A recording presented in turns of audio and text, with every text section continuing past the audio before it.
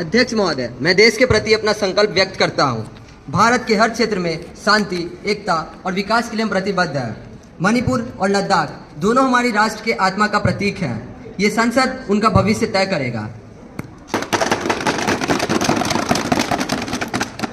Sir, I hope this session will not just be about bills and statistics, but about the people who are suffering.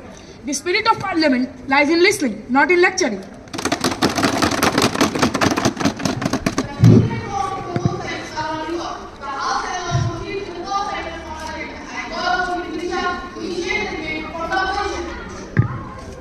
माननीय सभापति महोदय, लद्दाख की धरती आज भी बर्फ से ढकी है, लेकिन उस बर्फ के नीचे आग जल रही है। अन्याय की आग, उपेक्षा की आग। लद्दाख की धरती ने हमसे कभी कुछ मांगा नहीं है, सिर्फ दिया है सीमाओं की रक्षा, संस्कृति की समृद्धि और देशभक्ति। और आज जब अपने हक की लड़ाई के लिए छठी अनुसूची की मांग कर रही है, तो उन्हें देशद्रोही बताकर एनएसए के पास भेजा जा रहा है। जनाब, देश की ऐसी दुर्दशा देखकर मुझे थॉमस जेफरसन के लफ्ज याद आते हैं, जहां न्याय कानून बन जाए, वहां प्रतिरोध कर्तव्य बन जाता है, वहां प्रतिरोध कर्तव्य बन जाता है।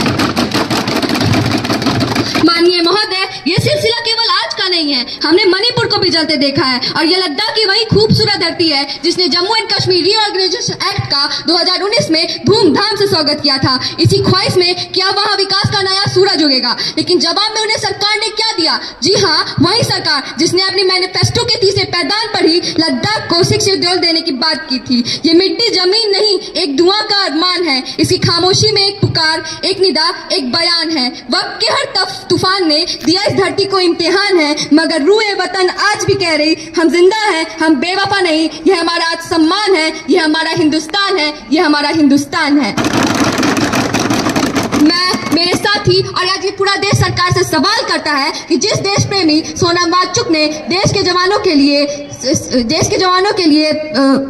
आइस तुपास बनाए, 1998 में सेक्टर मूवमेंट किया और पाकिस्तान के कोर्सेस में जाकर वहां में प्रधानमंत्री की तारीफ करके देश को गौरवान्वित किया, आज ये सरकार उन्हें और लद्दाख की आवाजों को दफन करने में क्यों लगी है? क्यों उन्हें पूंजीपति दोस्तों का ही सिर्फ फायदा नजर आ रहा है? लद्दाख की टूरिज्म क्यों नहीं दिख रही उन्हें? क्यों उन्हें 26.50% अनएम्प्लॉयड ग्रेजुएट लोग नहीं दिख रहे जो 5 साल से अपनी हक की लड़ाई लड़ रहे हैं?